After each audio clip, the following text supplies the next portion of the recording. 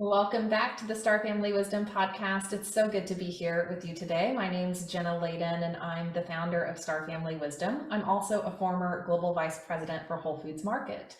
And in today's episode, I'm talking with John Yost. John is a film producer and has been in the media industry for a while now. But after many, many years of leading a relatively normal life, John had an extraordinary experience that harkened back to an experience he had as a child.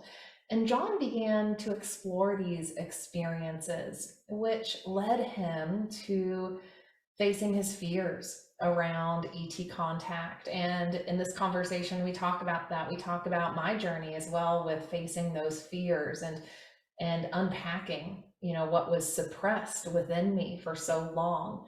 And John used this journey to tell his story in a really cool way. John released the film Alien Abductions Answers last year, and you can find the links below in the show notes. You can find a link to the trailer and a couple of promo videos as well, where you can learn a little bit more about John. So today's conversation is really special. It was really healing, I think, for both of us in a lot of ways. And I think for anyone who has had extraordinary experiences, who has been unpacking things that have been suppressed within them, this will hit home for you and hopefully be really healing for you too. And so we talk a lot about that journey from fear and separation and living in this state of disconnection, really, from others, from life, to allowing these experiences to transform us and open our consciousness, expand our consciousness in ways that bring us back into a state of connection. We both agree that, ultimately it seems like these experiences are serving that purpose. While they may have been traumatic for some of us at the beginning, as we get curious and explore and face those fears we've had, we start to see this phenomena from a different perspective. So enjoy this conversation with John, and definitely check out Alien Abductions Answers. It is streaming now. You can find it on any platform you find your videos and films. So I'll see you on the other side of this episode. Comment below, let us know what you think. And if you haven't yet, subscribe so you don't miss any of our future videos. See you on the other side. Hi, John. Welcome. It's so good to be with you today. I am a very pleased man. Thank you very much, Jenna, to you and to your audience. I really appreciate sharing the time with you.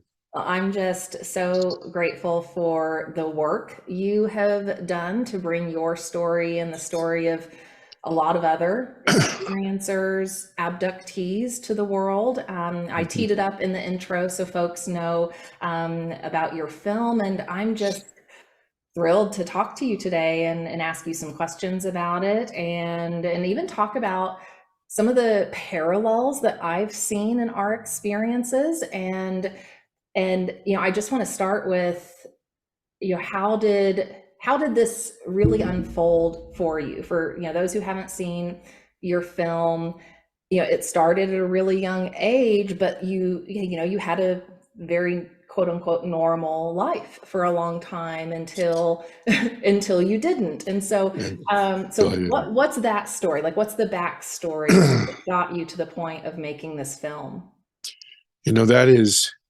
That's an interesting question. And it actually doesn't happen when I was a young man. It happens when I was an old man, about 3.5, 4 years ago. I'm a normal guy. Actually, I'm a nobody, really. I grew up and I went to school and I got a job, and I was with U.S. Customs. I was a U.S. Customs broker and treasury guy. I lived around the world, lived in Germany. But I just did, I'm an American. I'm making some money. I'm, building my life. And then after about 10 years, it lost its flavor. I just didn't like it anymore. But I always had this dream of being involved in film and television, And this is about as old as you are, about 30 some years ago. And And so I decided I was going to change my life, which was dramatic, but it was great. And I did a lot of stuff on camera and behind camera and directing and then, acting and producing all stuff. And so that leads me to this story. About 3.5 years ago, 4 years ago, I was doing a project in a place called Borrego Springs, California. And this is not in the film, so it might be interesting to your audience. I was with a big group of people, and we had, if people haven't been to Borrego, it's very flat, it's very arid, it's like desert-like. And we had rented this big home to house everybody because we wanted to control it, didn't want to get anybody get lost. And we were doing a night shoot. And I'm out there and we're doing a night shoot. We come in, it's the middle of the night, like 2 o'clock in the morning, something like this. And everybody is out by the pool having a nightcap. And I'm inside the house with my crew, and we're downloading to make sure we have duplicates so we don't lose some tape or whatever. And I come out to meet everybody. And we had about 15, 17 people with us. And they pour me a glass and raise the hand, and we're going to have a toast. Just then, I saw a glint of light in the glass. And your mind tries to, rationalize and put it in a box. What do you say? And I say, oh, that's the moon. And then I went, wait a second, I'm producing. There's no moon. This is the new moon. We did this on purpose so there'd be no moon. And as I drop my glass, I see this blue-green, luminescent, kind of pear-shaped kind of egg thing above the house that we had rented. And my mind was, again, this is milliseconds. I'm trying to think, well, what is that? Oh, that's a Mylar balloon. That's like a get well balloon, or happy birthday balloon, metallic. And my mind says, wait a second, that's as big as a Volkswagen. That's not a balloon. What? And as I'm just gobsmacked, I don't know what the hell I'm looking at. And one of my camera guys, Scotty, was sitting here. And I kind of grab him and turn him. I said, what is this? He says, oh my God. Everybody around the pool. So they all saw it. Oh, 100%. Yeah. Everybody says, what is that? Is that a UFO? Oh my, what? Oh my God. And this has all happened in a matter of 10 seconds. This is how fast this is. And I look at this thing and I am transfixed.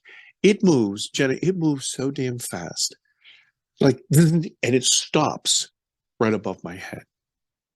Now, I don't know if it was there a split second. I don't know if there was a minute. I don't know. But I felt a feeling that I had not felt for 40 plus years. I just got chills when you said that. Yeah. And I was petrified. Then it zips away from me about 20 feet away. It stops. Everybody's still buzzing. Everybody, oh my God, what is this? Oh my. And it just drifts off. Now, as I said, it's kind of desert-like. So it's very flat. We watched it for a minute or so as it drifted away. Everybody is humming about what in God's name. And I have to tell you, I was so petrified. And I don't know if this has ever happened to you, but if you've ever been so ill or so cold that your insides are shaking, even though on the outside you seem fine, you feel like your organs are shaking. And I made some stupid excuse, something like, you young whippersnappers can stay up drinking all night, but I got work to do. And I went back to the room, and I've said this before, I wasn't very proud of this, but I barricaded the door with the bed and threw my luggage and everything else. And I sat in a corner, and I'm not a really good looking guy, but I'm an ugly crier. And I cried ugly all night. I had a terrible, terrible night. And for those of you that aren't in production and don't deal with large budgets, you might not know this, but in my business, you have to be very left brain.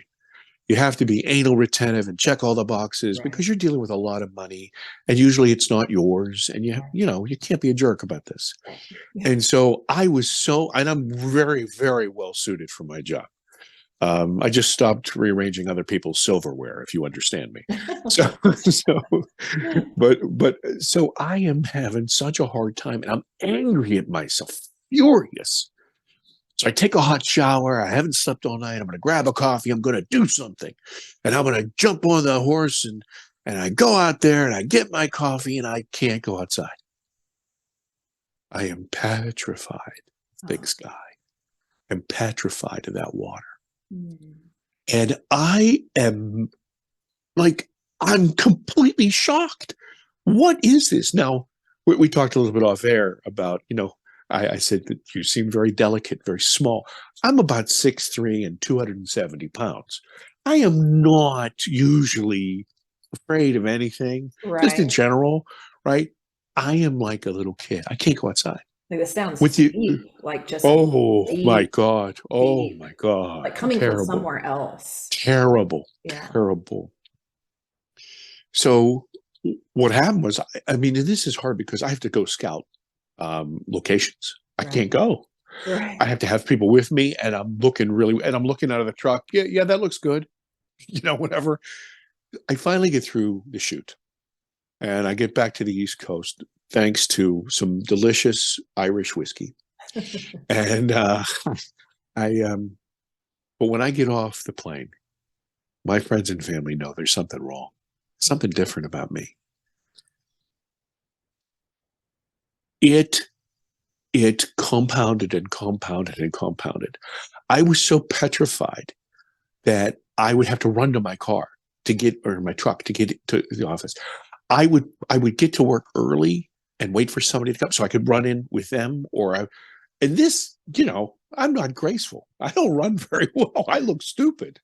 So this is really hard. And it's hard on my ego. Oh And so gosh, yeah. this is just like, a crap sundae with a cherry on top. Yeah. This is Well, my I'm life. sure it's like your brain, Yeah. your mind is trying to figure out what the heck is going on, Yeah. and it's like you can't process what's It's happening. exactly right. It's Yeah. exactly right. Yeah. Now, what nobody knew except me was that I had an experience when I was a kid. I was 7 years old. And like I said, I hadn't felt that way for a long, long time. And so what I tried to do was I guess smarter people would have looked for help, but I'm not a smart guy. I'm a dumb guy.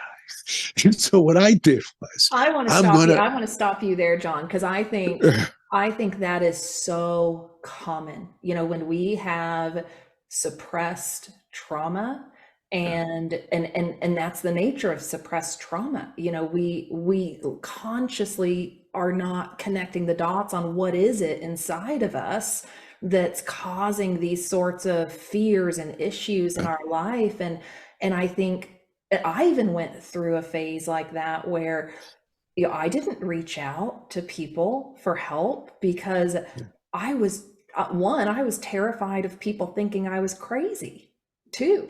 That was a sure, big part of it. Like how do I even articulate what I'm feeling and what's happening to me? It sure. took a while for me to get to the point where I could even talk to someone about these things. Yes, I completely resonate with that. Yeah. Um, but I was so damned and determined to get to the bottom of it that Yeah. I realized this. I said, look, you, meaning me, are nobody special. I am certain that other people have had Right. an experience.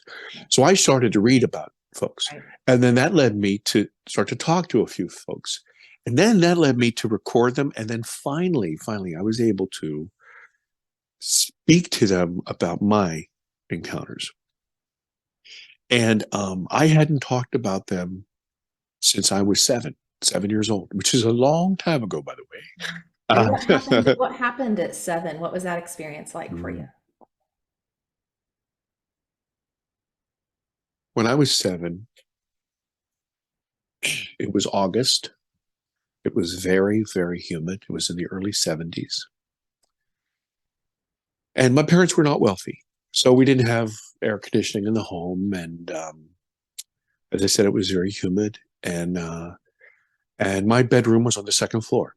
So our windows were open. And I woke up in the middle of the night to hear this kind of undulating drone, like a hum, almost like I'm going to embarrass myself here by doing it.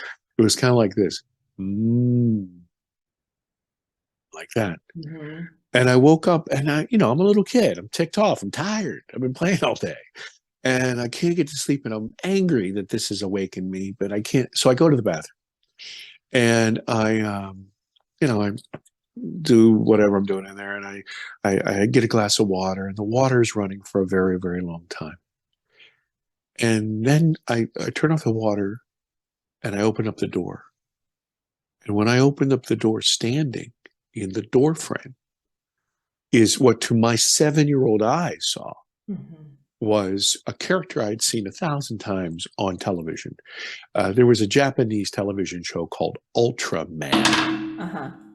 Ultraman was this silver kind of giant guy with kind of an almond head and big eyes, and he fought the monsters. And I loved Ultraman. I wasn't afraid of Ultraman. I thought he was cool. And but the strange thing is that I was the smallest kid in my class until high school. So Ultraman was tiny. He was my size. And so I'm looking at him, and somehow we got really, really close. And I mean like nose to nose. And then something happened. I explain it this way. If you've ever been on a beach and you feel the water come up over your ankles, and as it goes back out, it starts to pull the sand out from underneath you, and you feel yourself, that's the way it felt. And so as a little boy, I was petrified, and just like a drowning man, I flailed my arms, and I literally laid hands on this cat. Well, there is this flash of light, and I feel like I'm moving. I can't tell, but the only thing I can see are all these lights. They're blue and green and yellow and magenta and all this, like Oh, wow. like you're on a carousel that's out of control, right? Okay, so I'm in the middle of the struggle, and I don't know how long that lasted, whatever. But I'm kind of coming to my senses, like where am I? And I'm still in this fight, but something really strange has happened. I'm no longer in the bathroom. I'm in the hallway. And this guy, I say guy, I don't know, it's a guy. He is in the bathroom facing me. And I am struggling with him. And I go to hit him. He raises his hand and he touches me on my left shoulder. There is this brilliant flash of light. And I feel like if you've been in the ocean, a wave can come up and hit you in the chest and just knock you down. Right. Well, I got knocked down.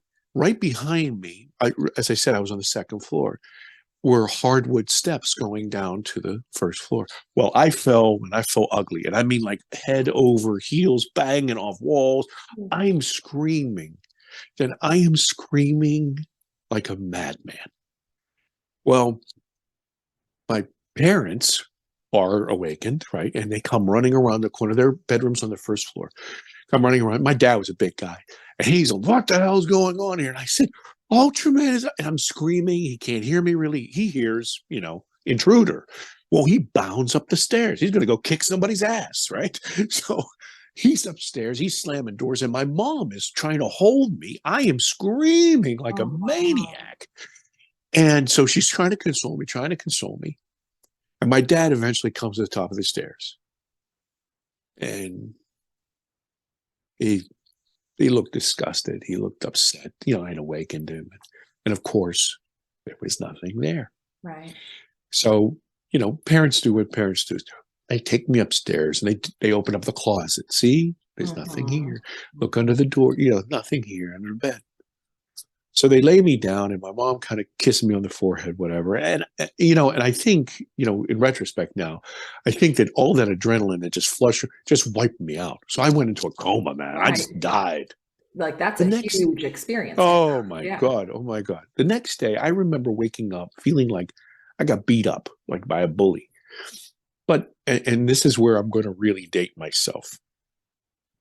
People of your generation who may be younger, you guys are attached to screens and things like this.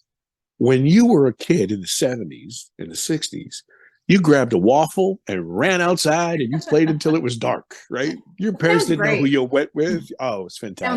Sounds better than what's going on now. Well, it was good. It was good. But that's exactly what I did. And, we played basketball and baseball and all this other crazy stuff. And my mom called me in for dinner. And I was sore and everything else, but she called me and she said, listen, we're going to have to, oh my God, you're disgusting. Because I told you it's very humid, right? So I was playing all day. And she said, we're going to get a bath before dinner. And I'm a little boy. I don't want to take a bath, She's struggling with me with my t-shirt. And she's seeing all the cuts and all of the bruises all over me.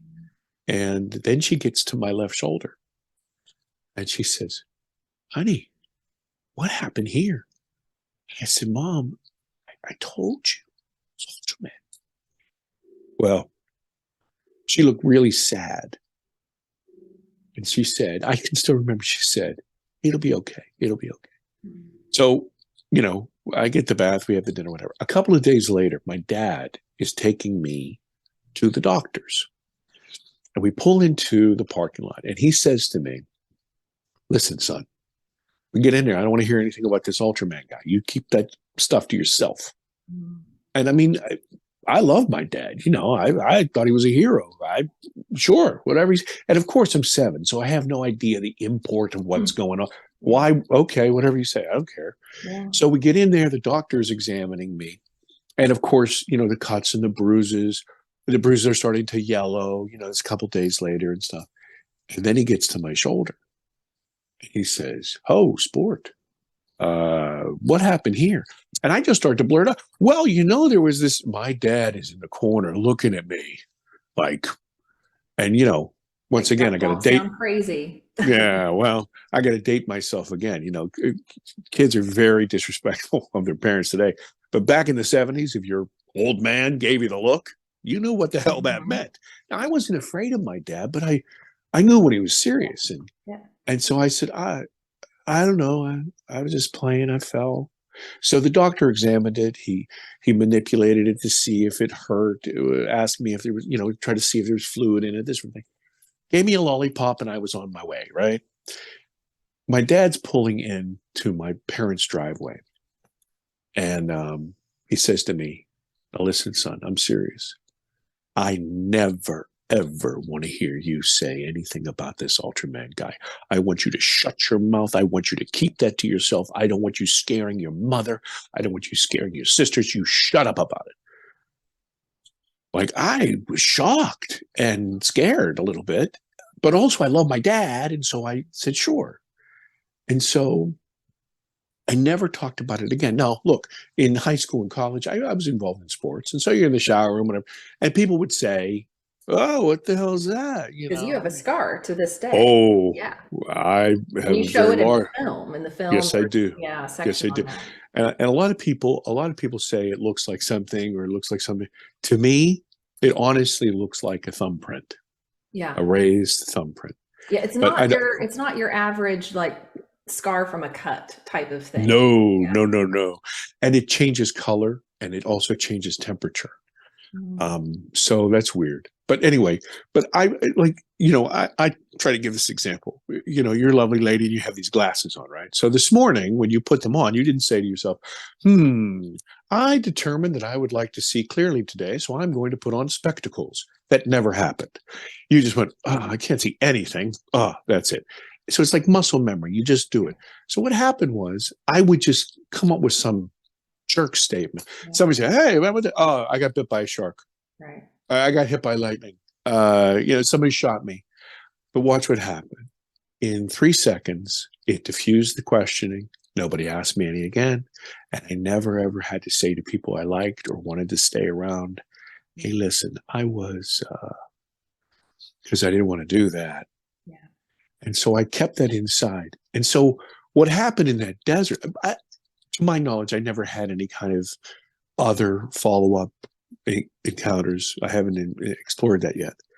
But when I was sitting in that room with the bed barricading the doors and stuff, it was not, you know, a 50-year-old guy dealing with something. It was a 7-year-old kid who had never, ever dealt with it. Yeah. And all of that. And then, of course, you know, the exacerbation on that whole thing is all the negativity, the lying, you know, not being genuine, not being real.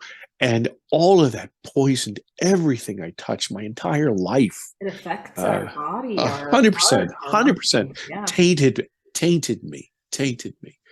And so, boy, that's a long answer. I'm sorry. No, that was great. And I'm sorry. You know, I'm sorry you experienced that trauma, and Yeah, I feel for you, because so many people experience things that other people are not comfortable holding space for, or other people are not comfortable examining or asking questions about. It's kind of so human nature to shun what is not comfortable to us, and certainly. that's sad, because then it results in these sorts of long periods of suppressed trauma that then manifests in other ways. Like you said, it poisons us in these other ways. I dealt with massive anxiety and depression, and in all sorts of just kind of distorted, ways of navigating life, even though I was successful and, held down a career and, did well in that. Under the surface, I was not well, for a lot of that. And it Yeah, stemmed from a lot of what was suppressed in me for a long time. sure, Yeah. sure. So I know what Yeah, that's like. And I'm sorry that so many people have gone through that, and have, me too.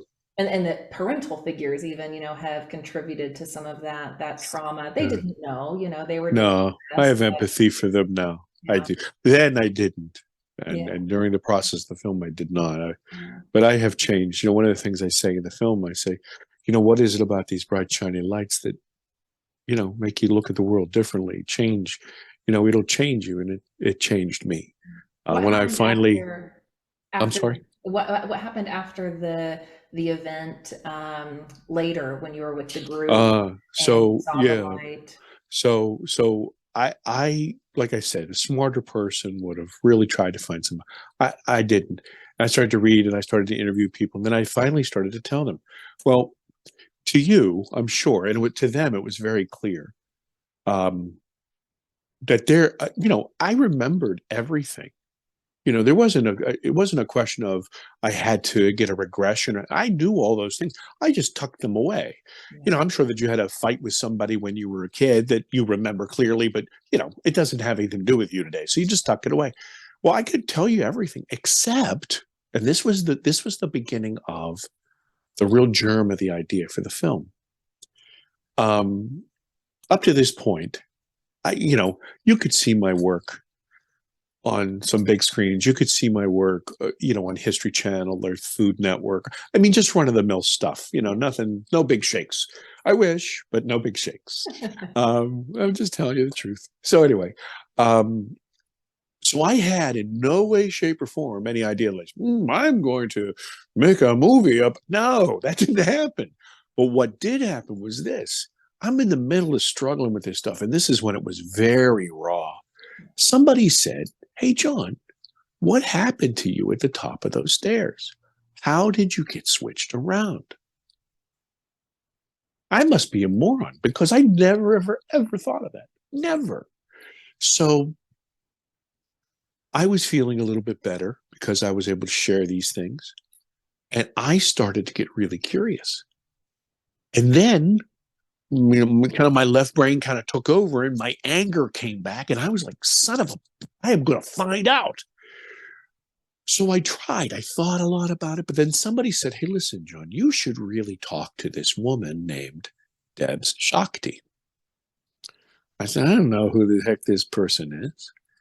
And they said, well, she works with experiencers and she does quantum hypnosis and she's a healer and all this stuff. And I said, what is that wacko world of what? Remember, left brain guy, Yeah, left brain. that's I'm how like, I don't was. be I was, I don't was, be I was, telling me about I this was stuff. atheist. I was atheist until I went through my awakening and started remembering and having experiences, and then one thing led to another, and here we are doing this. So, I was so logical, analytical, left brain. It took a lot of work for me to open up and Yeah, and and and, and accept what I now know to be true. yeah. Yeah. I'm right with you. I'm right with you.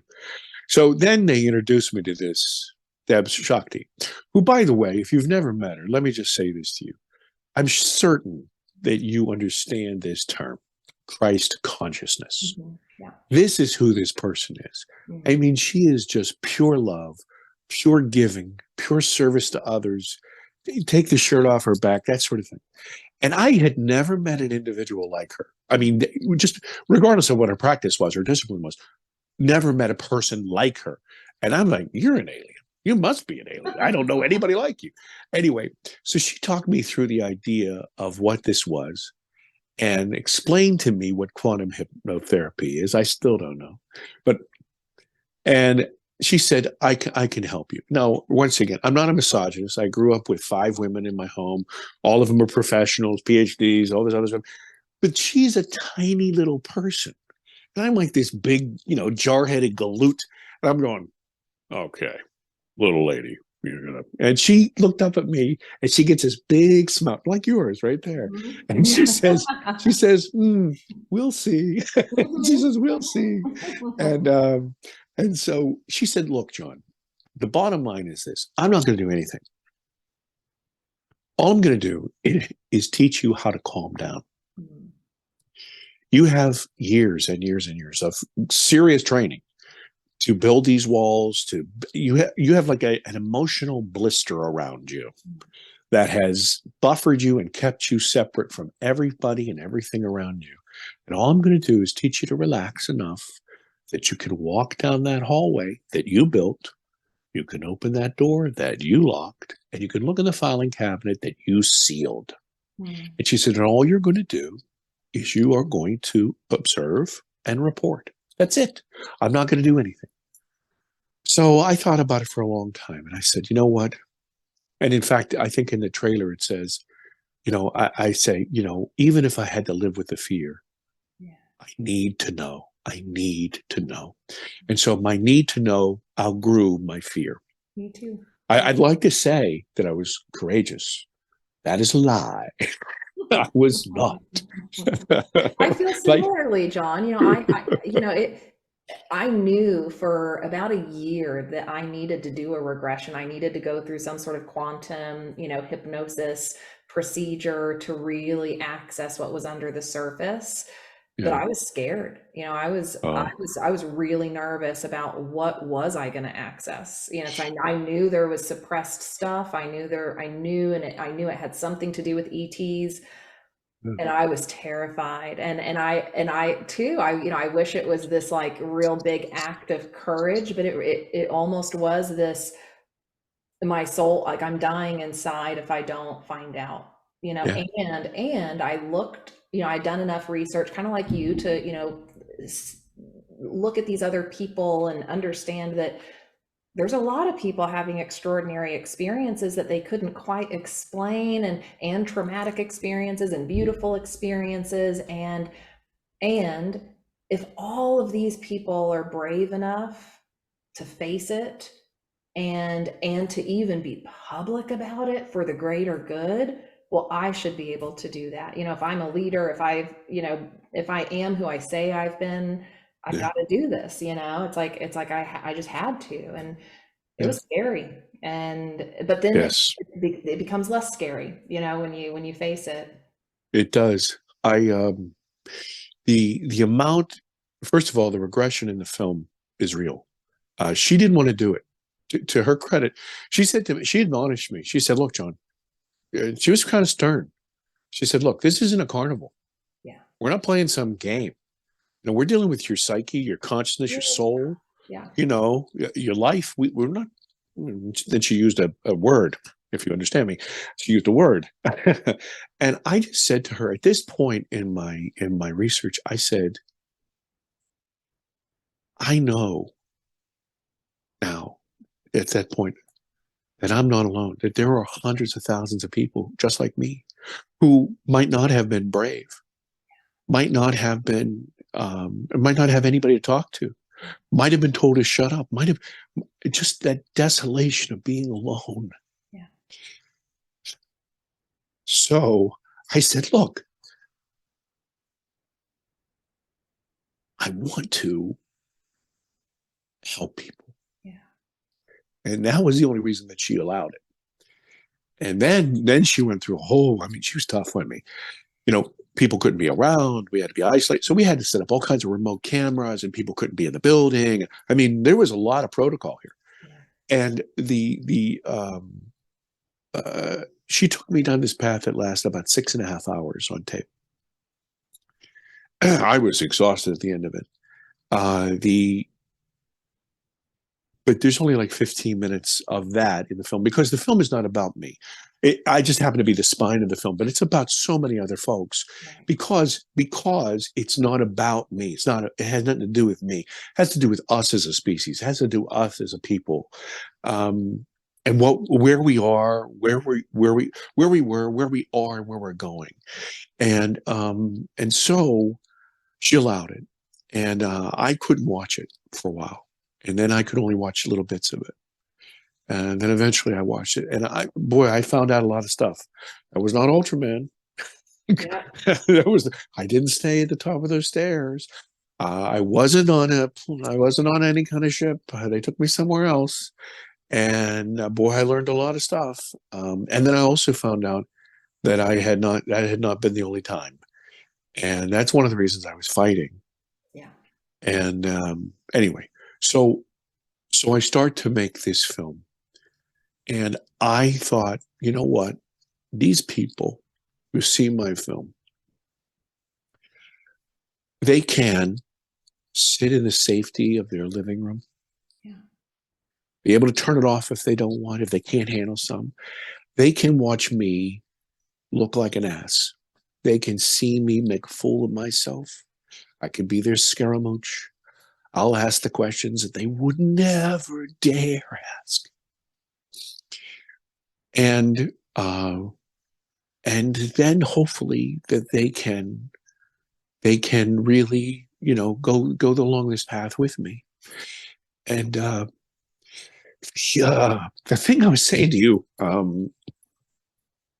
off air was this kind of ended up in a totally weird and strange place. Totally unexpected. A lot of filmmakers, and one of the reasons that I just say this to you, my film is unlike any other film that's out there for two reasons. First of all, there are some super smart folks out there, investigators who know everything and every detail about everything, but they're really not filmmakers. They're like people who like turn a camera on and record interviews. And so it kind of comes off, all this work, it's kind of impersonal. Right. And it's almost like you see a clip and then you hear Walter Cronkite at the back in 1957, that sort of thing. And so you leave the document and things. Okay, that's great. And you're smarter for it. Fantastic. But you don't change. There's nothing in you. Yeah. And I needed that. Yeah. And so I thought, other folks need that. Yeah. So I did not. Okay, so the second reason that my film is different is that it's not a third person narrative. Yeah. It is a first person. You are inside. The very first moment. Yeah. You are with me during the abduction. You experience the fear. You experience the terror. The facts that you were unknown and unhelped. Yeah. And it's ego crushing. And then what I hope and what happened to me is that along this path, I went from ignorance, and I think this is really where the world is, ignorance. I don't mean that derogatorily. I just mean that people don't know. They don't know.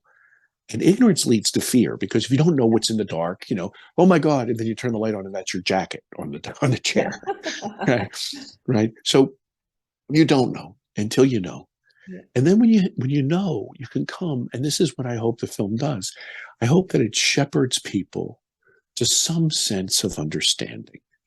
Now, of course, I don't have complete understanding, and so I don't expect anybody else to have complete understanding, and I don't pretend that I can give that to them. But what I can do is I can allow them. Some people give me a hard time about the name of the film, Alien Abduction Answers. Oh, you're Mr. Answerman. I said, no, you don't understand. I'm looking for the answers. And I know that people are looking for the answers. So what I hope to do is I hope to shepherd them through that fear to the other side, where they can go through the fear, which is widespread. I mean, there are a lot of people who are elevated like yourself who just kind of go, oh, come on. That's like kindergarten. But here's the thing. The world is a kindergarten. Yeah. The group of elevated souls is very small. It's Well, growing, but it's well, and small. I can share too, John. I think Yeah, one, I just want to appreciate your approach because I think that that emotional like evocation, right, that happens with this film is part of our healing process around yeah, these sorts of events and this collective trauma that we've faced around ET contact and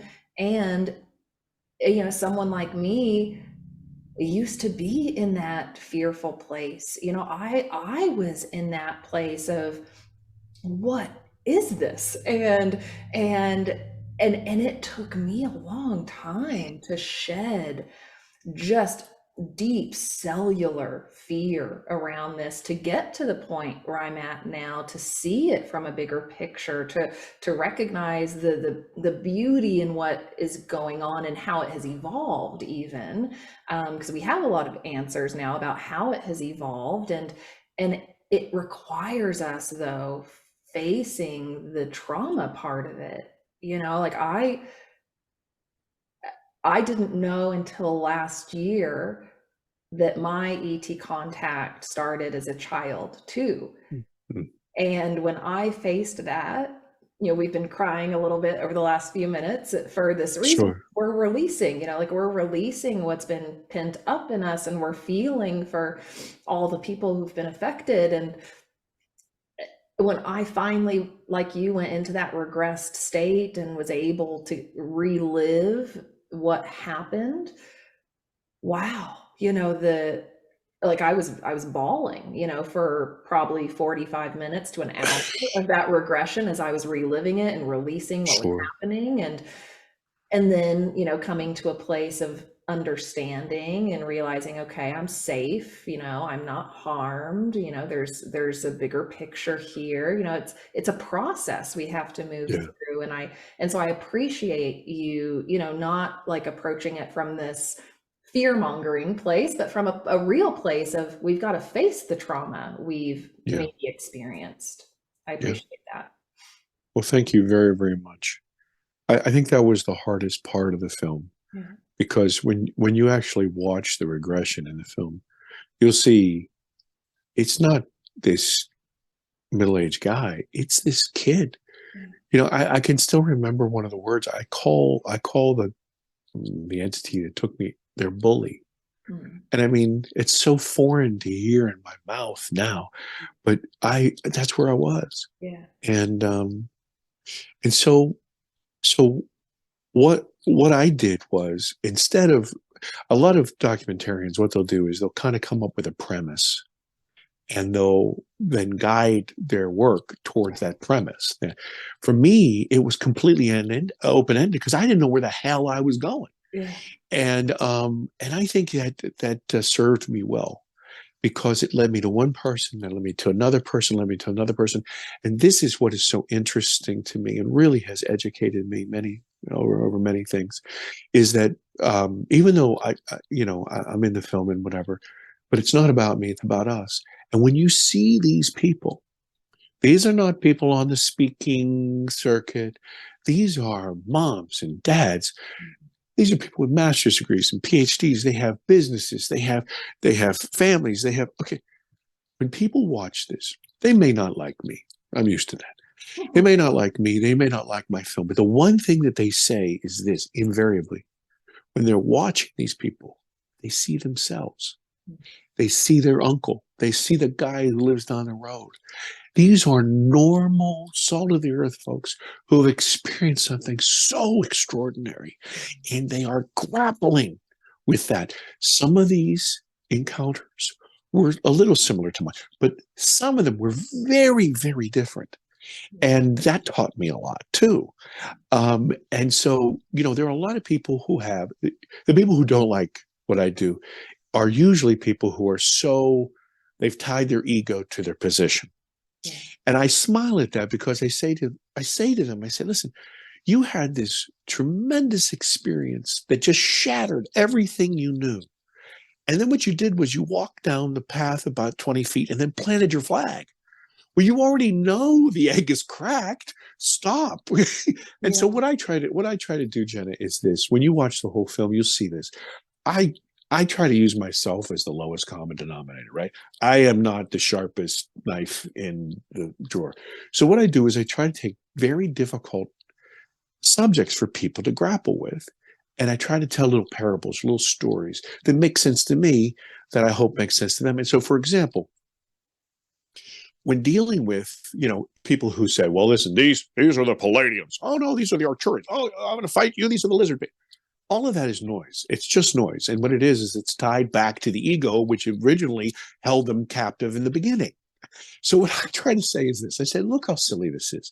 Elon Musk wants to go to Mars. Everybody knows about it. So let's just say he does. Let's tell a little story. He lands on Mars. Doors open up and somebody from Asia steps out. And then somebody from the Norwegian volleyball team steps out. And somebody from Kenya steps out. And somebody from America steps out. And a little Martian guy comes out and says, hey, who's the Earthling? Right, right. All of them, okay? And they all might have slightly different agendas, might be scientific, might be biological, might be just there to see the sights, all these other things. And that's one ship, one planet. If you accept that life is prolific in the universe, there is no freaking way that you can own the truth. This Right. is me showing. This is me Think showing. about think about Oh the yeah. diversity, Oh come like, on. oh my gosh. Yeah. Yeah. And it's my understanding that like the diversity we experience here on Earth stems partially, from the diversity that's out there. This Of diversity course. didn't just magically appear out of nowhere. Agreed. Agreed. And Yeah. so what I try to do is I try to deflate the ego and I talk about things in the third person so people can go, oh, well, that makes sense. Oh, that makes sense. I See? like that. I like that. I think too, there's also this like cultural phenomena happening right now around ET contact and Yeah. as people are awakening and I think tuning into aspects of the truth because our soul knows, our soul Sure. knows at a deep level what is more or less true. But there also is this cultural phenomenon of the ego still getting very much in the way, or us, Mm, even like whitewashing, like our image of the Pleiades or the Pleiadians or what we think they might look like, right? There's like all that sort of stuff happening.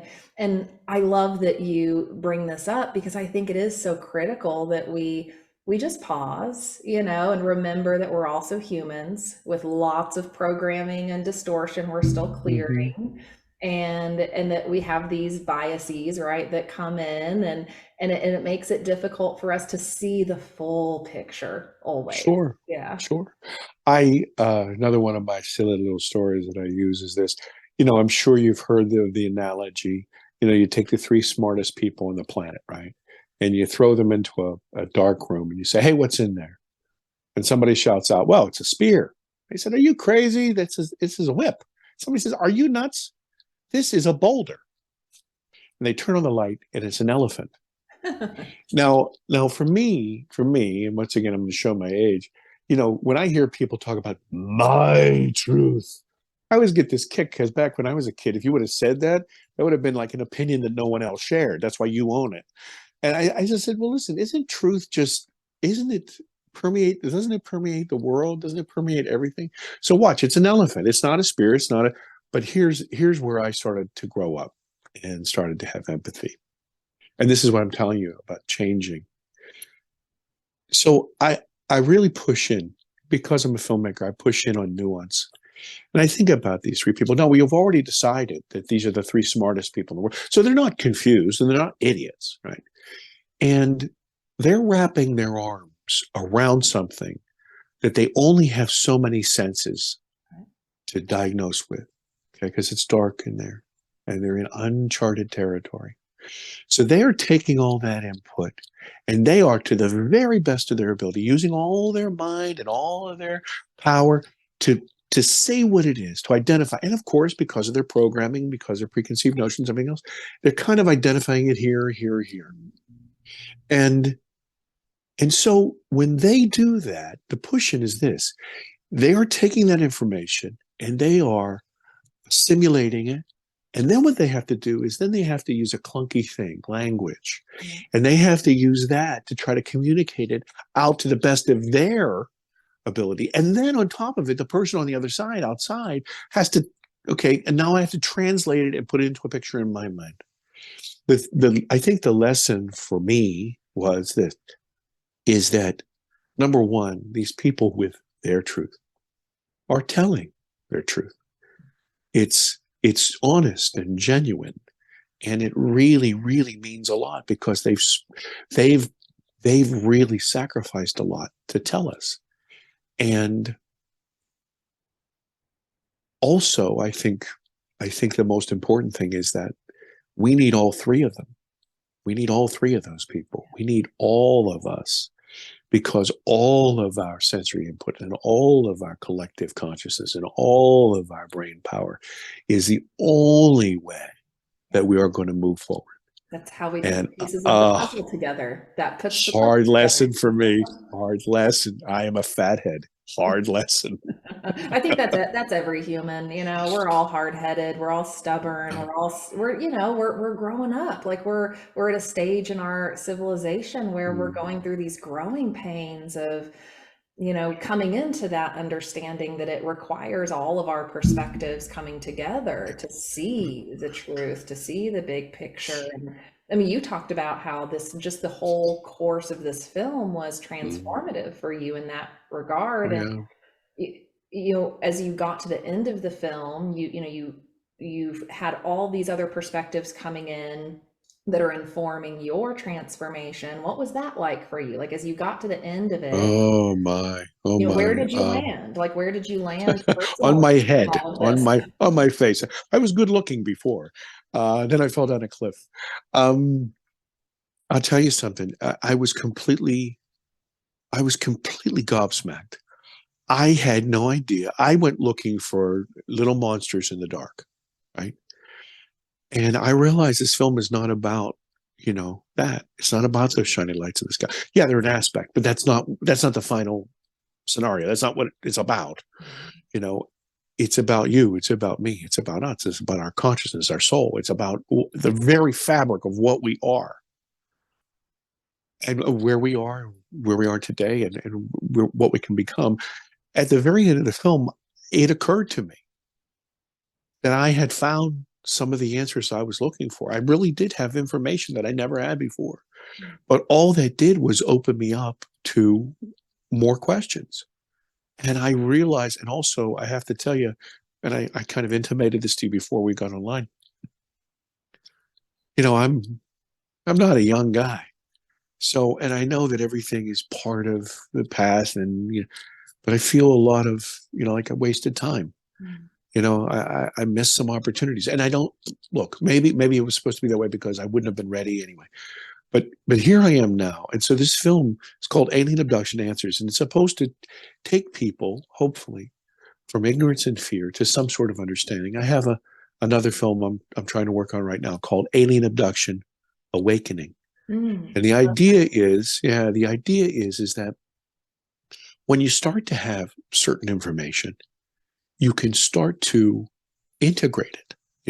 You can start to make some decisions. Before, you felt completely helpless. Before, you were just a leaf in the wind. But now you can actually say, okay, well, look, I don't know everything. But the stuff that I do know, I mean, and once again, I'm not trying to tell people what their decisions are. Maybe your answer is, screw you guys, I'm going the other way. Okay, but then you made a decision based on your own, and it wasn't just a guess, a shot in the dark. Or you can learn that you can literally participate. Yeah. And what have you learned from the experiences as opposed to just being in stark terror? And then I have a kind of a final film. I don't know what it's about, but I know that it's going to be called Alien Abduction Ascension. And I don't mean that to sound woo-woo.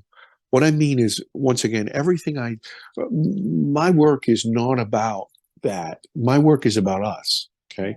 So here's the thing. I don't care what religion, faith, sex, gender, color, where you are. We share a commonality. Look, we were all born. We all crawled on our bellies.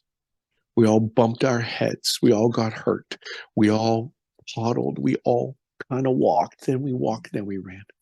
So after the first film, and you get to some sort of understanding, the second film, you kind of integrate the information. Well, now you have that information, and it literally transforms you. Yeah.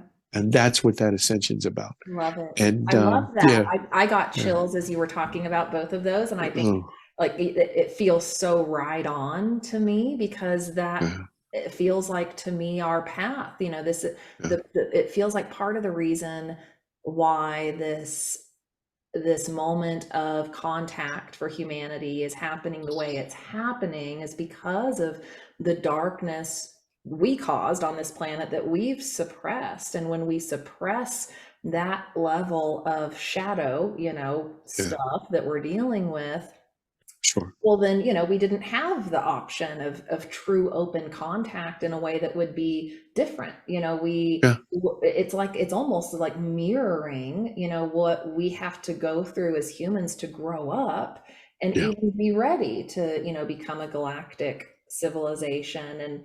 I like too that talk about ascension, from just like the evolutionary standpoint. I talk about that a lot because I think we do like to attach ourselves to these grandiose ideas of what spirituality is or what's possible. And yeah, there's a lot that's possible, but ascension really is just evolution. And yeah, and I think, our ET friends, family, star brothers and sisters out there are, interacting with us in various ways to help us, just move up that evolutionary ladder yeah, enough to get to a point where we could, yeah, maybe graduate, to become yeah. that sort of civilization. So yeah, it's an interesting process to think about and explore and integrate. And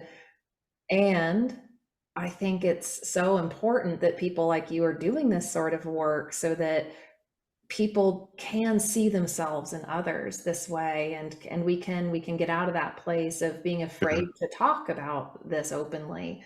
Yeah. Yeah. I think, and this is kind of like my mantra these days. I think really you've heard the term original sin. I think original sin is our ego to the exclusion of everybody else. Ooh, Because I think the greatest lie is that we're alone. yeah. And not just alone in the universe, but alone in our head, alone by ourselves. And think about that. How many people destroy themselves because they feel alone? And I'm speaking to you straight from the heart. Yeah. That was me. Yeah. Yeah. Yeah. And that's like our spiritual work, in this life. Yeah, It like we're we're in this process of coming back into that realization that we don't have to be so separate, and it doesn't have to be so hard, and it doesn't have to be so lonely, and that the universe is designed for us to remember and find that connection. Like that's what it wants. And yeah, humans have just gotten themselves stuck in a hard place on this planet. And I think this is such a beautiful example of like the spiritual evolution that's possible through these experiences, because like you're walking proof right here of that, just in how you're articulating that experience of going from loneliness and fear and separation to where you're at now. And it doesn't mean you have all the answers, but oh my gosh, like look at that transformation. And I just think that's incredible. And I applaud you. I'm proud of you. oh, I'm proud of all of us for doing this. thank you. I'm proud of us too. what, Yeah. what what would you say to those who are maybe, still in that place Mm, of fear, around this, yeah, or even judgment, around sure, the sure. idea of contact, or Yeah, opening up to talking about what they've experienced? Like, sure. what advice would you give to folks who are in that place? Well, Jenna, you know this better than I.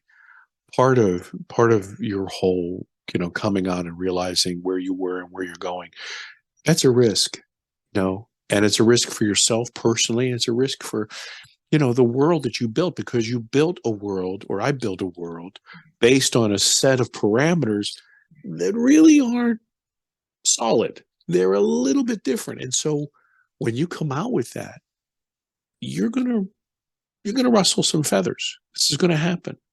I once again, I would love to tell you that I can just levitate into a room and heal people, but that doesn't happen. Not everybody loves me. And I was just at a wedding not too long ago, a couple months ago. And my family never knew about this. My parents have passed, and they never talked about it. And so I never said anything. But at this wedding that I was at, it was filled with family and friends I've known all my life. When the film came out, there are people who I love who were standing right beside me, who would not meet my eyes, who would not talk to me. So here's the thing. This is what I want to say to you. I know that the fear is compounded because of all of that crap gravy, because a lot of it comes. But what I have to say is this, is that we do not do ourselves a service by continuing to lie. Yeah. Okay?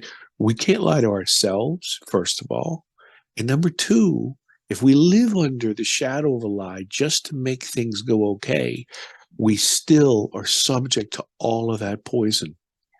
So, there's some people who, God bless them, they've only had wonderful and enlightening experiences. I was not one of them. I always tell people, they say, well, have you been given any gifts? Do you have any, can you heal? No, I'm a dud. They threw me back. Oh, I disagree. I disagree. You know what's happening, John? They're channeling through you. Your work and your ideas for the movies are direct inspiration, either coming from your higher self or from them because of this opening that has occurred in you. And that's a gift. Like Oh, you're it very happens sweet. it Thank you. happens in all of us differently. To, I think, number one, thank you very much for saying that. Thank you. God bless you. But the thing I want to say is that we don't do ourselves a service by telling these good folks who might be in that place of fear Yeah. that, look, I'm not going to discount your fear. I'm not going to tell you just rub dirt in it and take a lap or grow up. Yeah. No, no, no, no. And you know what? And when you finally face this, you're going to have to maybe face some things that are uncomfortable, because there are going to be some people who are not ready to hear. In fact, if you watch the film, follow the path of Ruth. God bless her. Such a sweet lady. I love her. I love her.